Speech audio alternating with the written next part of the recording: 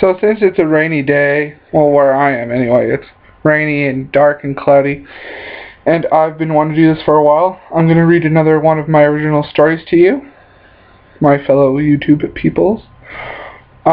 This one's a murder mystery called A Game of Cat and Mouse. I didn't copyright or steal the idea, but it's kind of like Agatha Christie's And Then There Were None. Yeah, that's what it's called. And if you've read that, then I'm pretty sure you'll enjoy this as much as I had fun writing it. So, here we go. And by the way, this isn't edited. I haven't found anyone in my family or anyone, like a friend or something, to edit this for me. So, if I messed up on anything, just try not to criticize me. Chapter 1. Dolores Wellington walked over to her mailbox and opened it. The letter fell onto the ground. It was stamped with a strange seal, a bagpipe. She bent down, grabbed the letter, and read it. Dear Dolores, I cordially invite you to my island in Scotland. Enclosed you'll find a plane ticket. In case I'm not home, I'll leave the key with my butler, Jackson. Sincerely, Anonymous. A little scribble at the bottom read, If you stay 7 nights, then you'll receive $1 million. She made up her mind that she would go, even though it was quite odd that it was signed Anonymous. Slipping it into her robe pocket as quickly as possible, she ran into her house and started to pack. Duke Langston sat in his chair sipping coffee while reading the morning paper. When the mail slot in his door clanked, he set the coffee down, folded the newspaper up, and tucked it under his arm. A pile of envelopes sat on his floor. He picked them up. All the envelopes were mostly bills, except for one that had a strange seal on it. Once again, it was a bagpipe. Quickly, he opened the envelope to see a letter neatly written. Dear Duke, I cordially invite you to my island in Scotland. Enclosed you'll find a plane ticket. In case I'm not home, I'll leave the key with my butler, Jackson. Sincerely, Anonymous. Secretly, Duke had always wanted to go to Scotland. He hurried to his room to pack. Rosemary Hampton was planting flowers when the FedEx man walked up to her, holding a letter. She took the grimy gloves off and read the letter. Dear Rosemary, I cordially invite you to my island in Scotland. Enclosed you'll find a plane ticket. In case I'm not home, I'll leave the key with my butler, Jackson. Sincerely, Anonymous. She tucked the note in her pocket and hurried inside. Lucas Bush opened his post office box. A single envelope lay in the box. He reached in and pulled it out. Without looking at the seal, he ripped open the envelope. The letter was inside. Dear Lucas, I cordially invite you to my island in Scotland. Enclosed you'll find a plane ticket. In case I'm not home, I'll leave the key with my butler, Jackson. Sincerely, Anonymous. Luckily, he noticed the scribble at the bottom. He was already rich, but a little more money wouldn't hurt. Richard Baker stood on the edge of the cliff. The sea was churning, hurling large waves at the limestone rocks. He wasn't going to commit suicide. He just liked to look at the sea sometimes to relax and get away from life. The crunching of gravel sounded. He turned around, but nobody was there. He turned back around and continued looking at the sea. Suddenly, a pair of strong hands pushed him. He tumbled toward the sea. If he curled up in a ball, maybe, he may live. But his plans were cut short when he hit his head on a rock. Dolores, Duke, Rosemary, and Lucas all got seats right next to each other. They introduced each other. Yeah, I know I messed up on that. Dolores went first. She was a writer. Duke was a doctor. Rosemary was a bank accountant. Lucas a lawyer. Isn't it quite strange that we all got invited to meet a man none of us know, and that he was offering $1 million to whomever stayed 7 nights? It's not like we were going to hate a free trip to Scotland, Dolores said. Little did they know what would occur in the next 7 days and what secrets would be revealed. Richard Baker's body sank to the bottom of the waters. The wind held. Chapter 2. Rain and dark clouds scattered the sky instead of sunshine and fluffy clouds. Strong winds blew across the small town and leaves danced across the ground. The plane landed without skidding or sliding at all, and the guests exited the plane. Large masses of people moved through the crowded airport, but one man stood out from the rest. A man in a tuxedo stood holding a sign that had all 4 of the guests' names. They made their way through the crowd over to the man. Duke walked up to the man. How do you do? My name is Duke, Duke said. Duke tried to shake the butler's hand, but he recoiled back and introduced himself. Nice to meet you. My name is Jackson, and I'm also known as Mr. Baker's butler. Jackson led them to a small office. 3 chairs and a miniature oak table were placed in the room.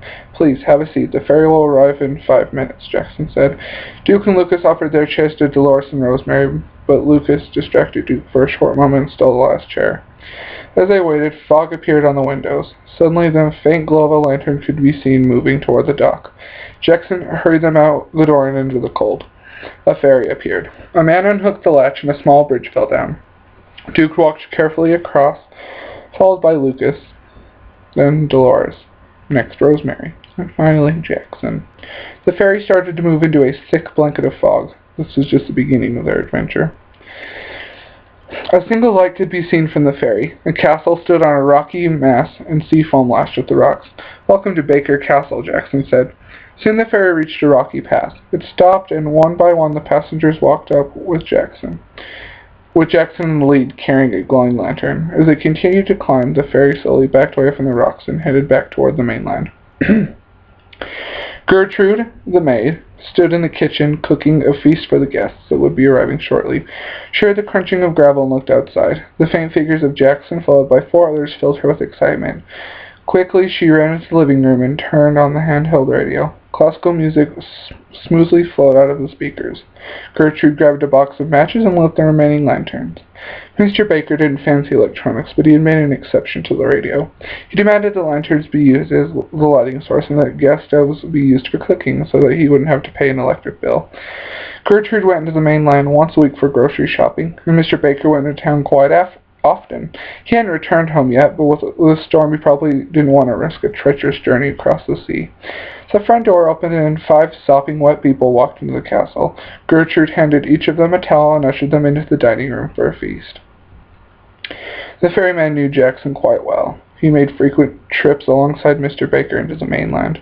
When it started to pick up, blowing his hat off into the sea, he stopped the ferry and quickly knelt down and grabbed his hat. A splashing sound scared him. He looked around, but nothing could be seen. Suddenly he was bludgeoned over the head and fell onto the floor of the ferry, dead. A warm fire crackled in the dining room. Its glow illuminated the room, instead of a lantern. The wind howled outside and waves crashed against the rocks as if they were fighting. A thick blanket of fog moved from the small town toward the castle, and nothing could be seen outside. People stood waiting for the ferry, but it didn't arrive on schedule. In fact, it didn't arrive at all. Chapter 3. Gertrude lifted the lid off the circular serving tray. A beautifully brown turkey lay on the round silver plate. She was about to cut the turkey when there was a shuffling sound at the door. "That's strange. Nobody knows that anyone lives here, usually, but the ferryman," Gertrude exclaimed as she ran to the door. A man stood in a sopping wet trench coat. A hood covered his head. "Oh my, do come inside before you catch a cold," Gertrude demanded. The man stepped inside and took his hood off. A handsome-looking man stood with blue eyes and black hair. "I'm quite sorry for interrupting your meal," the man said. When Gertrude walked back into the room with a towel, she let out a gasp. "Where on earth have you been, sir?" Gertrude said. "With this blasted storm, I didn't want to risk traveling across the sea, so I waited until it died down," Mr. Baker said. Gertrude introduced him as she led him into the kitchen. "I'd like you all to meet my boss, Mr. Baker," Gertrude said. "I see my guests have arrived. It's so nice to meet you all," Mr. Baker said as he shook everyone's hand. As he shook his seat, Gertrude started to cut the turkey. "Dinner is served," Gertrude said. "I'm surprised the ferry made it through that fog," Duke said. "I'll have to admit that it was quite frightening," Mr. Baker replied. Duke woofed another roll down before continuing his conversation. "Some castle you got here," Duke remarked. "Well, this isn't the same castle it used to be. In the early 1800s, the owners tore down half of the castle and remodeled the rest," Mr. Baker told. Good thing the strong winds would have destroyed it eventually," Duke replied. "I graduated law school and opened my own law firm office, so if you ever get into legal trouble, just call me and I'll fly over here," Lucas said. "It's remarkable how we have become friends in such a short period of time," Mr. Baker said. "Hey, what are friends for?" Lucas replied. "A toast to friendship," Mr. Baker exclaimed. All 7 people made a toast. Rosemary ate dinner silently. It was quite strange how Mr. Baker just happened to show up in the middle of dinner, and not even be recognized until after he took off his hood. Something was amiss, and one way or another she was going to find out. I'm most definitely going to write a book about this amazing experience and the kindness of strangers, Dolores said. I can't wait, Mr. Baker said ecstatically. I just have one question, Dolores said. Well, what is it? Mr. Baker asked. Why pick us for it? Dolores asked. I wanted people who had jobs that are helpful to society, and I just adore people like that. I did some research, and many websites contained awards and praises about each and every one of you. I got your addresses from a fan website and wrote you immediately, Mr. Baker answered. Dolores blushed. Suddenly the winds blew open, and a strong gust blew at the lanterns. Shuffles of feet sounded, followed by a blood-curdling scream. Gertrude quickly lit the lantern. She always carried a box of matches. The room suddenly lit up again. Gasps erupted from everyone's mouth but Duke's. A knife was protruding from his chest. Everyone backed away from each other. We have a murder in our midst, Gertrude said. Well, it wasn't me, Dolores blurted out. Rosemary pointed at Gertrude. She was the closest person to Duke, Rosemary blurted. I was the one that lit the lantern. How would I have had time to kill Duke? Gertrude yelled. Only 6 people remained. They walked to their rooms with lanterns and made sure to double bolt their doors and windows. They had left Duke's body as it was, and the wind howled outside. Chapter 4. The remaining 6 people slept soundly and unharmed. Rosemary and Delores had a secret meeting. They had made a pact that if the murderer came after them, then no matter what happened, that one of them would kill the murderer. Dolores also made Rosemary tell her if she was the murderer. She had said no, and Dolores said no too. Between them, that left only 4 suspects: Lucas, Mr. Baker, Gertrude, and Jackson. Gertrude couldn't sleep. The image of Duke's dead face haunted her mind, and it wouldn't leave. She opened her door and crept quietly down the stairs into the kitchen, but the body was gone. The room started to spin, and she passed out on the floor. Lucas awoke. Sunshine flowed through the window. He remembered what had happened last night and cringed with fright. He unlocked his door and decided to take a morning stroll to relieve his mind of the gruesome images. As he walked down the stairs, he saw a foot peering out from the doorway. He ran into the kitchen. Gertrude lay on her stomach. Too bad Duke wasn't still alive, Lucas thought. But then he noticed that Duke actually wasn't in his chair anymore. Suddenly the door opened and Mr. Baker walked in. Mr. Baker, too, had gone outside for a jog and to see if the ferry would arrive on schedule, but it never showed. Rosemary and Dolores awoke to shouts. They both walked out of the rooms at the same time and jogged down the stairs and into the kitchen. Lucas was kneeling down by Gertrude, and Mr. Baker was covered in sweat. You were outside and the body just happened to disappear this morning while you were out? Lucas yelled. Don't accuse me. I'm not the one kneeling by a dead or passed out maid, Mr. Baker yelled back. Lucas stood up and ran up the stairs. Mr. Baker slammed the door behind him as he went back outside.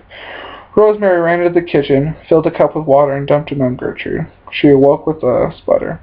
Dolores helped Gertrude to her feet and asked her what had happened. I came into the kitchen to make breakfast, and I saw that Duke's body was missing, so I fainted in shock of what had happened, Gertrude told. Rosemary turned to Dolores. I'll go talk to Mr. Baker, and you stay here with Gertrude and help her cook, Rosemary said. Dolores nodded, and Rosemary ran out the door.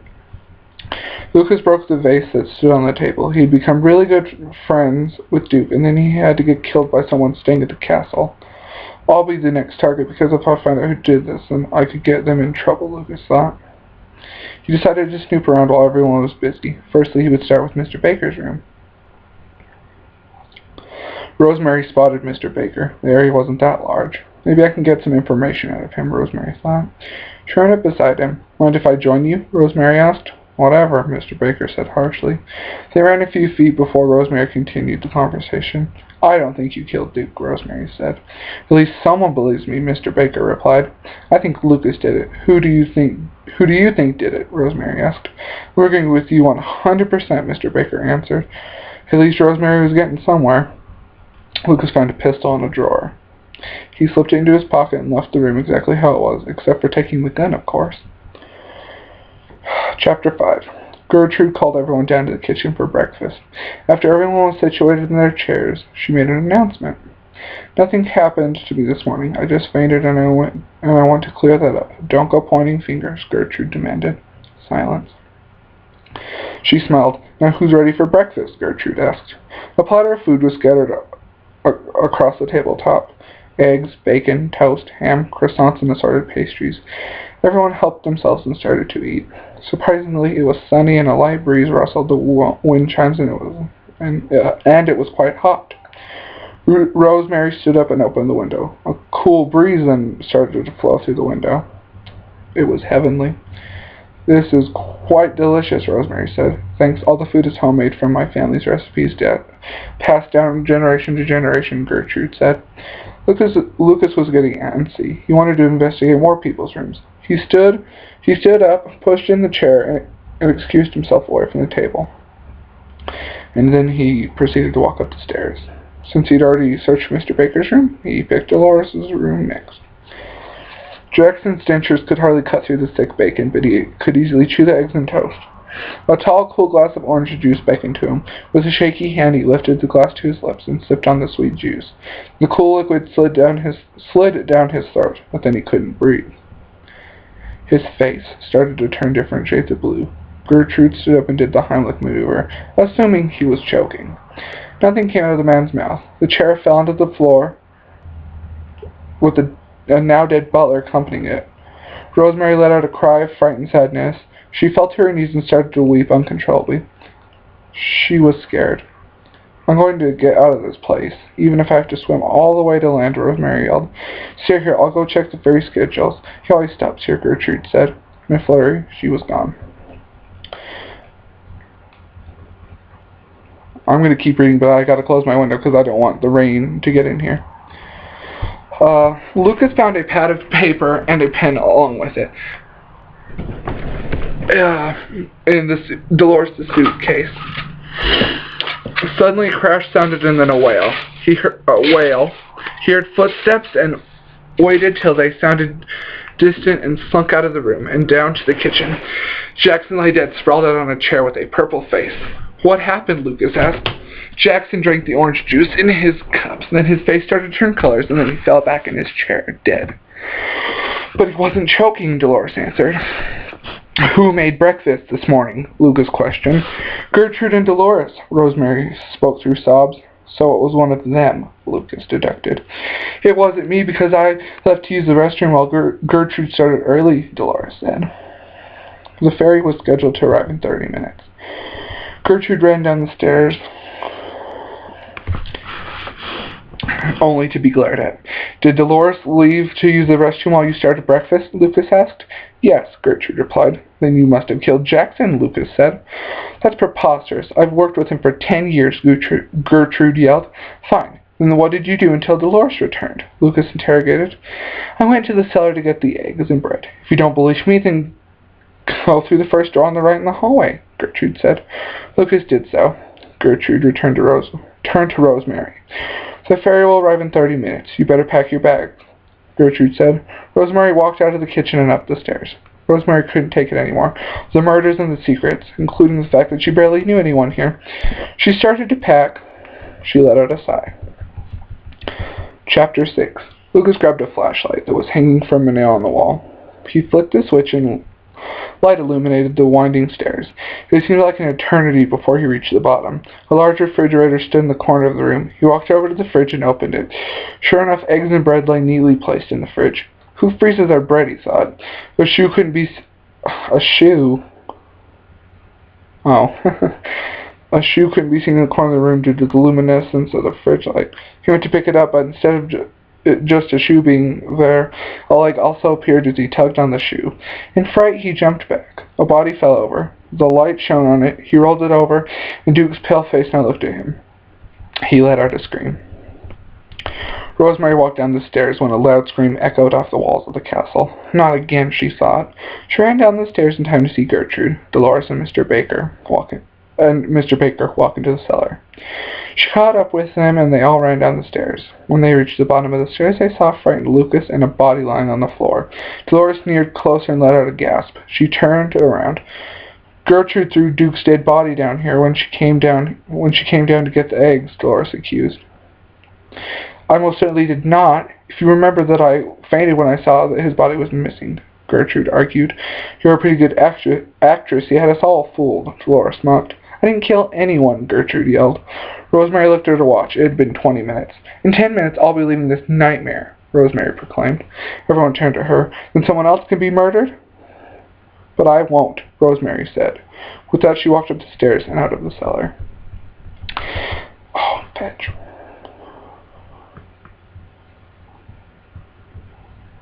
I accidentally... Well... The smell of salt wafted, whatever, up Rosemary's nose as she waited for the ferry. Every so often she looked at her watch. Sadly, the ferry didn't arrive at its designated time. She pulled her hair and let out a long scream filled with pain and misery. Gertrude and Dolores had left the cellar in anger, but Lucas and Mr. Baker had stayed in the cellar to take a closer look at the body. The scream echoed off the dark stone walls, and Mr. Baker ran outside, but telling Lucas to stay with the body. Rosemary fell to her knees and let out a series of cries. If the ferry hadn't shown up and a murderer was in their presence, in a matter of time, whoever it was will eventually kill me, she thought. A strong, reassuring arm helped her up. Mr. Baker smiled at her. It's going to be okay, Mr. Baker reassured. Her legs started to feel like jelly, and she fainted in Mr. Baker's muscular arms. Faint moonlight illuminated the perimeter of the castle. The sea gently lapped at the rocks. A few clouds scattered the starry sky. Mr. Baker had carried Rosemary to her room and left her there. Her hazel eyes opened and she looked around. A lantern and a box of matches lay on the table. She scraped the red tip of the match on the box and a flame danced on the end of it. Gently she lit the lantern and blew out the flame out on the candle. Smoke curled in different patterns and seemingly making out words. A low hiss from the lantern sounded and Rosemary set it down on the table. Dolores sat on her bed with a notepad and pen in hand. Whenever she would get mad as a child, her mother told her to write down how she felt, and she did each and every time. Yawning, she put the pad of paper and pen back into the drawer and laid her head on the pillow. Before drifting to sleep, she listened to the gentle waves. Gertrude had decided after the argument that she wouldn't cook any more meals for the ungrateful guests. She blew out her lantern and went to bed. Chapter 7. I personally think this is one of the most intense parts of the whole book. A low moan echoed off the walls, awaking all the guests. Dolores locked the extra bolt on her door and lit her lantern. Gertrude opened her door a crack. Mr. Baker opened his door a crack. Lucas shrugged it off and went back to bed. Rosemary awoke with a jolt and listened at the door, but the noises died suddenly. Doors suddenly slammed and Rosemary quietly crept out of her room and making sure to shut the door quietly behind her. A figure crept quietly down the stairs. She quietly pursued the shadowy figure. It was a person, but she couldn't tell if it was male or female yet. Making sure not to cause suspicion, Rosemary stayed back a few feet as the figure went outside and shutting the door quietly. Rosemary followed the figure exactly and pursued. Richard Baker had been able to survive the storm. He'd found an underwater cavern that provided him with air and a little patch of land. He had built a fire and drank the salt water, even though it made him sick a little bit. Now he crawled up the path that led him to the top of the rocky mass. His castle stood majestically in the moonlight, but he tripped and let out a tired cry. Footsteps sounded. Rosemary saw the figure approach another figure that was sprawled out on the ground. She felt around and grabbed a stick. Quietly she crept over the standing figure. Right as she was about to whack the figure over the head, the person turned around and held her by the neck. The figure picked up a nearby rock and bashed her head. She died immediately. Richard was suddenly picked up. Whoever this person was, they had decided to leave the girl but bring the rock. Suddenly he was bound and gagged. He was then taken into his castle and then into darkness. Morning arrived quickly. All the guests left their rooms at the same time. Dolores didn't even look at Gertrude. Dolores. Yeah. Sorry, I thought I messed up there. I was like, wait. Dolores. Didn't even look at Gertrude. They watched as she walked out the front door. Gertrude made the announcement about all meals and started to prepare hers personally. Mr. Baker sat down on the couch and turned on the radio, but all he could get was talking. Lucas stood pretending to look lost in a painting. A high-pitched scream returned them to their misery. They ran outside to see Rosemary dead, and Dolores sobbing into her hands. Even though Gertrude was still upset at Dolores, she walked over and put a comforting arm around her. Dolores shrugged her arm off and ran into the castle. Dolores ran into her room and flopped on her bed, not caring to lock the door. She sobbed into her pillow. Once again they left the body as it was and went back into the castle. A loud beeping sound sounded over the radio. Gertrude, Lucas, and Mr. Baker listened when a voice started to speak. The worst storm in history in the small Scottish town of Hashfolk is due to hit tomorrow afternoon. Get prepared and be safe, the man said. Do you have enough food to last us another storm? Mr. Baker asked. Yes, but we'll have to eat small portions, Gertrude answered. Lucas looked at the floor. Look, Lucas yelled. Gertrude and Mr. Baker did. Footprints led a trail up the stairs, and they followed it to Dolores' room. Mr. Baker knocked on the door, and Dolores said they couldn't come in. More footprints led to the edge of the bed. Oh, I messed up right there. Okay, so they all go in Dolores' room. She decides to let them in. More footprints led to the edge of the bed. Lucas got down on his stomach and looked under the bed. Wet boots lay tucked under the bed. He grabbed them and stood up. Sorry about that. Chapter 8. These sure are heavy, Lucas said. Lucas reached into the boot and pulled out a bloody rock. Everyone gasped. Explain this, Lucas remarked. I have no idea why boots and a bloody rock are under my bed, Dolores said. We have incriminating evidence against you, Lucas replied. I'm sorry, but we'll have to take desperate measures and lock you in the cellar. We can't risk any more murders, Lucas continued. I'm not the murderer. If you lock me in the cellar, then the murders will still continue, and it'll be too late for help, Dolores begged. I'm sorry, but it's for the best, Mr. Baker blurted. Dolores let Lucas and Mr. Baker lead her into the dark cellar. They set her down and gave her a lantern and a box of matches. Sorry. Gertrude left, but returned with a bell. You are hungry or need to use the restroom, just ring the bell, Gertrude told. Dolores nodded her head. It was shocking to Gertrude how willing Dolores was. They all ran up the stairs into the main hall and remembered to lock the door behind them. Dolores started to sob silently. She had finally reached a breaking point. Someone was going to die, and it would be up to her to save whoever that was. She lit her lantern and looked around the room. Duke's body was no longer in the corner. Gertrude was going to try to be friends with Dolores. When she saw the boots and bloody rock, she had become angry. How dare she accuse me of being a murderer, Gertrude thought.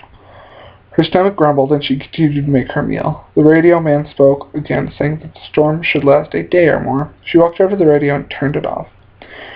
Richard Baker was in complete darkness. He could feel another body next to him, but it wasn't warm at all. He could barely make it out, but he saw that the other person was wearing a tie. Lucas still hadn't inspected Mr. Baker's room, but why would he kill the guests he had invited? He ignored the thought and stared out the window. Dark storm clouds loomed menacingly in the distance. The storm would arrive soon.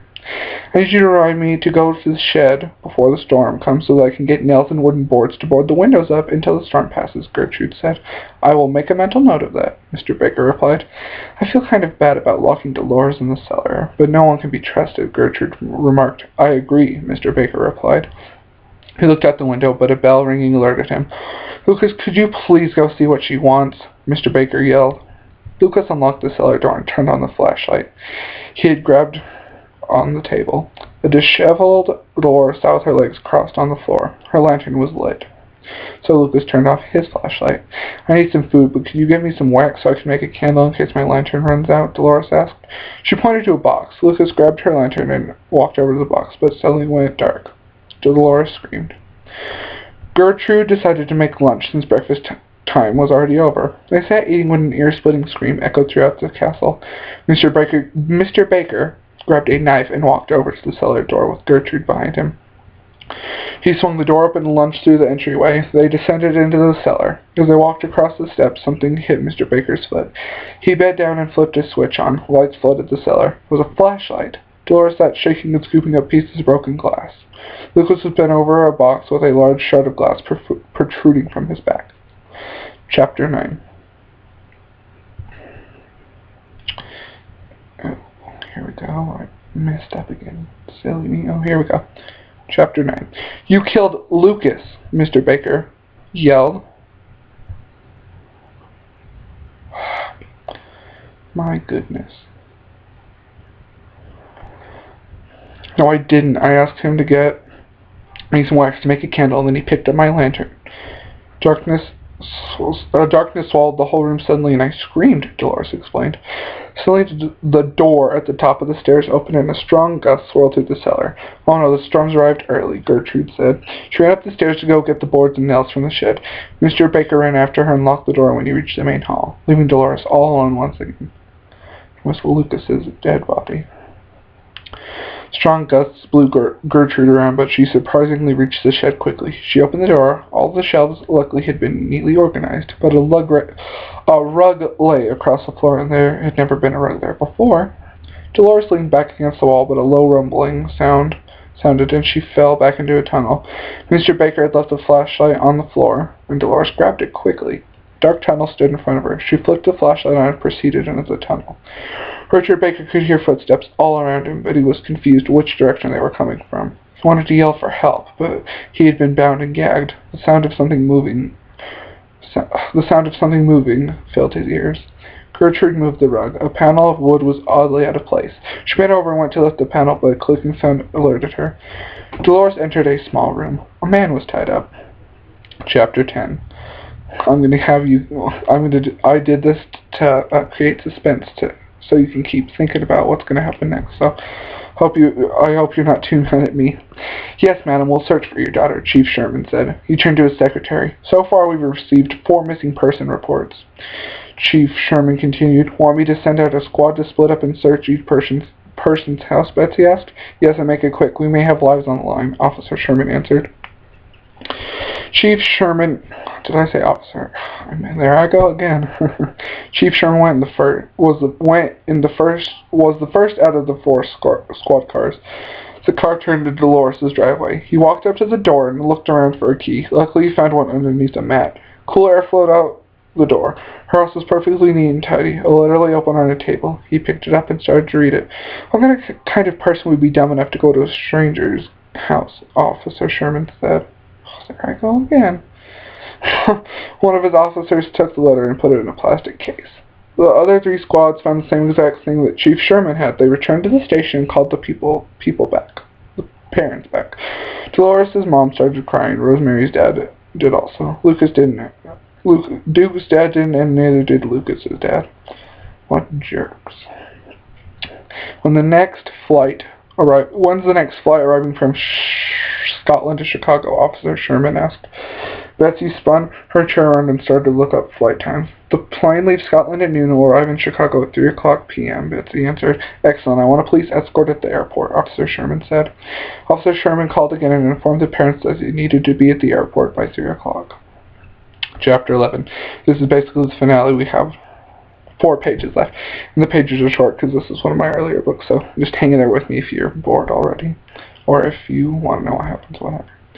Gertrude stood up and turned around. Mr. Baker stood aiming a gun at her. So you're the murderer, Gertrude said. You guessed right, Mr. Baker replied. Why would you invite 4 strangers to your island, kill them, and then kill your own staff? Gertrude asked. Because I'm the real Mr. Baker's twin brother. I sent the invitations and pushed him into the sea, but he didn't die, so I bound and gagged him. He's safe and sound under the secret wooden panel in the shed, Mr. Baker said. You're one sick individual, Gertrude said. Before I kill you, I'm going to tell you how I killed everyone else, Mr. Baker said. When the lights went out, I carefully chucked a knife at Duke. I put arsenic in Jackson's orange juice, but he had an allergic reaction to it and died sooner than I expected. Rosemary caught me knocking out my brother after he crawled out of the sea. I held her by her neck and bashed her head in with a rock, Mr. Baker explained.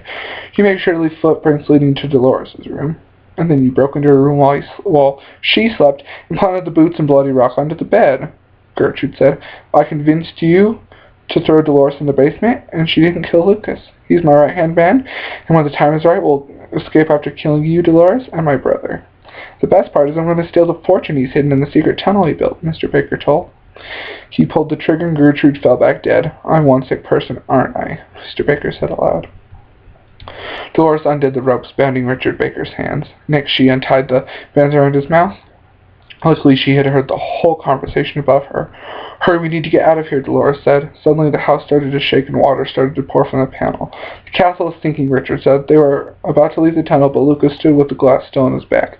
He revealed a bulletproof vest under his shirt and ripped the glass out. How could you, Dolores yelled. That's easy to answer. Money, Lucas said.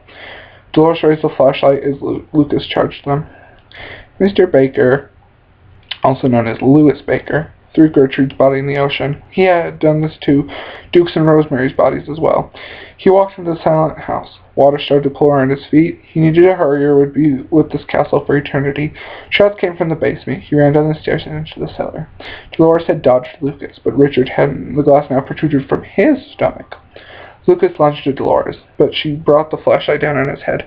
The loud crack sounded and he fell to the floor dead. She turned to Richard. "Go on without me and thank you for trying to save me," Richard said. Dolores left the dying man behind and ran into the cellar, but Mr. Baker, or also known as Louis Baker, stood with an angry look on his face. "I killed Gertrude, and now you're next," Mr. Baker said. He sprinted to her, but she dodged him, and he tumbled into the tunnel. He fell on an uneven brick. It sunk into the ground, and the door to the tunnel closed shut. Dolores continued up the stairs without looking back, but she was pushed back by a wall of mud. The castle was sinking a lot faster than expected. The castle would be completely submerged in about 1 minute. No one in the castle could leave it now. No mud was leaving the tunnel and had reached Mr. Baker's waist. He started to panic and knock on the bricks, but Dolores didn't answer back. His fate was sealed. Gold started to travel toward him. He started to grab it even though it wouldn't do him any good. Dolores was submerged under the dark mud. She swam as fast as she could, but time was running out and the mud started to form giant globs. Mr. Baker died holding the fortune he foolishly thought was his. Mud had filled his nostrils and mouth. He suffocated, outsmarted by an innocent victim. Officer Sherman looked up the Scottish airport and found a number. Even though it would charge him money, he still called. He asked 4 people who should be boarding the plane to Chicago. Their names are Duke, Langston, Dolores Wellington, Rosemary Hampton, and Lucas Bush. And I'd appreciate it if you could hold the plane 45 minutes if they aren't on the plane yet. Officer Sherman said, "I guess we could do that, you bloke." The Scottish man said, "Thanks for your help," Officer Sherman remarked. He ended the call and hoped that they would return safely. Dolores let out a gasp as she reached the surface of the muddy mess. She then started to cry because of her joy and relief flooding her body at the same time. She had written down what had happened and how Mr. Baker explained his crime in detail. No, the pad was wet, but the words were still legible. She decided that she would write a book when she arrived back home. A path had now appeared, and she followed it to an alcove. The ferry lay idle. The key was still in it. She started it and steered it back to the mainland. They asked Dolores where the rest of the passengers were that should be boarding the plane with her. She told them the shortened version of the story and boarded the plane. Even though she got weird looks from people for being covered in mud, she felt happy to be away from the nightmare that had occurred. The flight attendant handed her a towel and let her borrow her regular clothes. Surprisingly, they fit her. She closed her eyes and drifted off to sleep after having changed. Dolores was greeted by friends and family when she arrived at the airport in Chicago. "It's so good to be home," Dolores said.